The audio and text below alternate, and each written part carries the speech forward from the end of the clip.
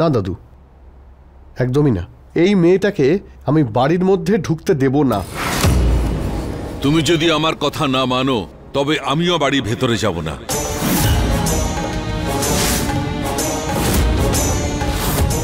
এই বাইরেই বসে থাকবো আর একটা দানাও মুখে দেব না। সিদ্ধান্ত এখন তোমার হাতে। দাদু, আপনি জানেন না, যার আপনি এত প্রশংসা করছেন সে আমাদের কত আঘাত দিয়েছে। সেটা হতে পারে না। ফুল সবসময় সুগন্ধই দেয়, কাউকে আঘাত করে না। বিধি ভানু দিদির প্রতিচ্ছবি, আর ও কাউকে আঘাত দিতে পারে না। দেখো দাদু, প্লিজ এরকম জেদ করো না। তুমি ভিতরে চলো, কিন্তু এই মেয়েটা ভিতরে ঢুকবে না। বললাম না আমি ভেতরে যাব না, এটা আমার সিদ্ধান্ত।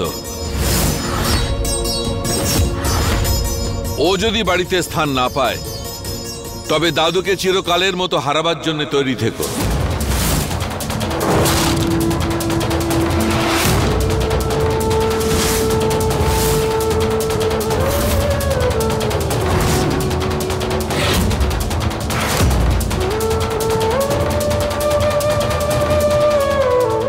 দেখো দাদু, আমিও এই বংশেরই, আমিও কিন্তু আমার জেদ বজায় রাখতে পারি দাদু। আমি তোমার নাতি, কিন্তু তোমার জেদের সামনে আমার জেদ হেরে গেছে। তুমি যে সিদ্ধান্ত নিয়েছো সেটা আমি মানবই।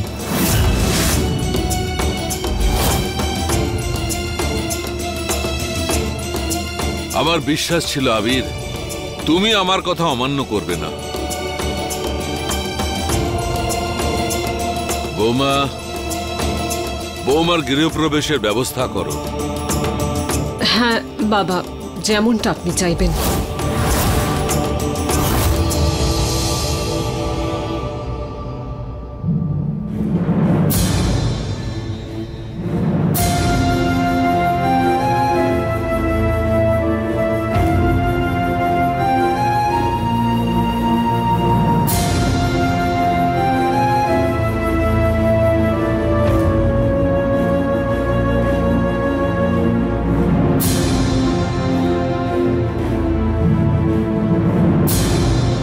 প্রথমে আপনার শ্বশুর বিধিকে এই ঘরে ঢোকানোর জন্য জেদ করলো, তারপরে এই গৃহপ্রবেশ।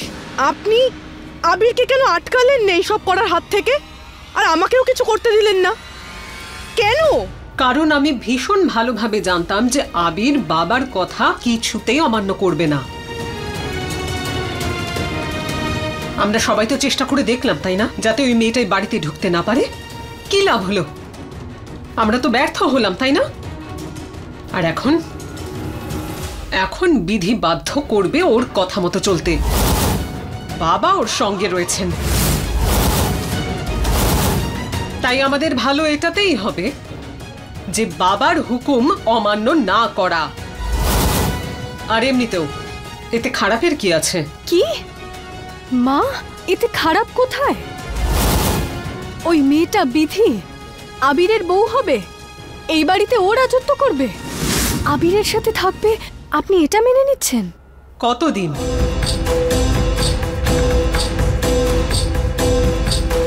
কতদিন থাকবে আবিরের সঙ্গে?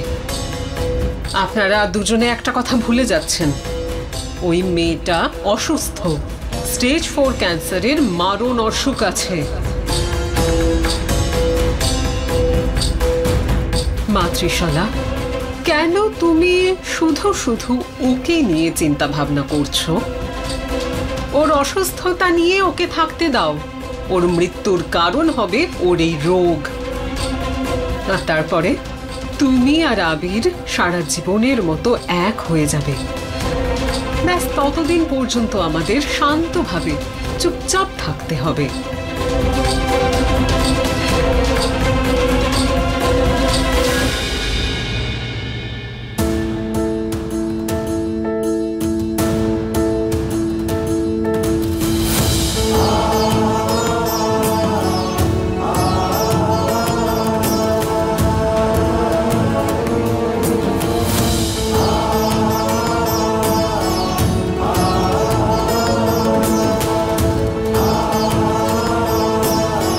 এটা কি করছো তুমি? আচ্ছা, তুমি কেন এসব করছো বলবে? আমি তোমায় ঘৃণা করি, তুমি চলে যাও এখান থেকে।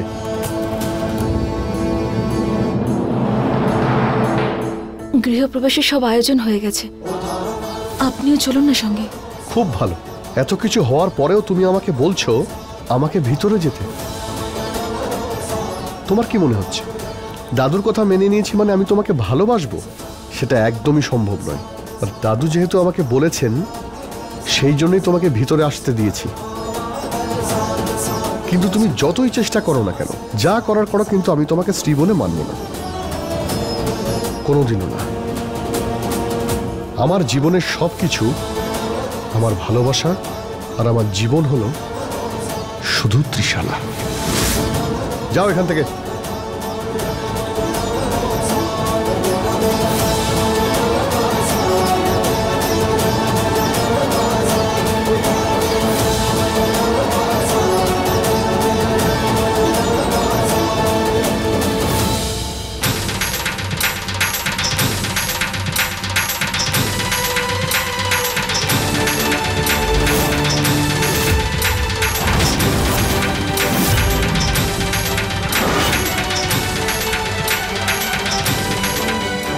গৃহপ্রবেশ আমারও হবে।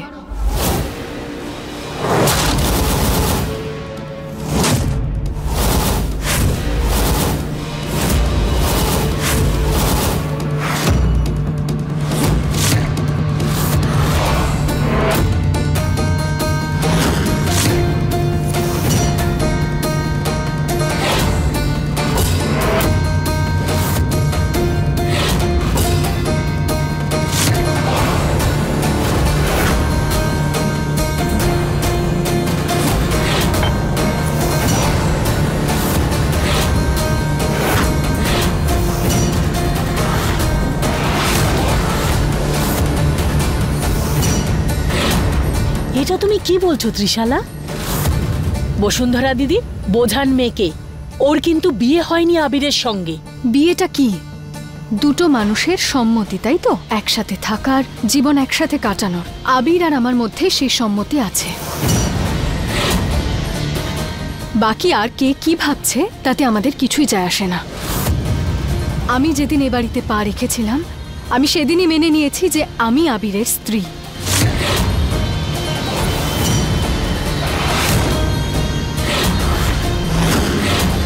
সেদিন থেকে এই বাড়ি, এই পরিবার আমার শ্বশুর বাড়ি হয়ে উঠেছে।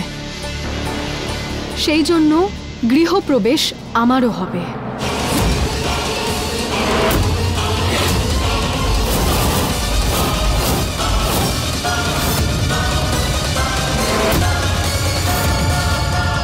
এই দুজন মেয়ে গৃহপ্রবেশ কি করে করবে, তাও একসাথে? আসল অধিকার তো বিধির, বিয়েটা তো ওর হয়েছে। যেটা হচ্ছে সেটা চুপচাপ হতে দেওয়াই ভালো। যদি ত্রিশলাকে এই মুহূর্তে আটকানো হয়, তাহলে হতে পারে বাবা আর ত্রিশলা দুজনেই মানসিকভাবে অসুস্থ হয়ে পড়বে। আর দায়ী কে হবে? আমরা সবাই। আর একটা কথা শোনায় না, তুমি তোমার স্বামীকে বোঝাও যে বিয়েটা বিধির সঙ্গেই হয়েছে। এই সত্যিটা কেউ পাল্টাতে পারবে না। যদি ত্রিশলা গৃহপ্রবেশ করে, তাতে ভাগ্যের পরিবর্তন হবে না। বৌমা, আমি বৌমার জন্য আশীর্বাদই এনেছি। গৃহপ্রবেশ শুরু করো। হ্যাঁ, একদম। ওই তো নতুন বউ। শোনো, তাড়াতাড়ি দুজনে ভেতরে এসো।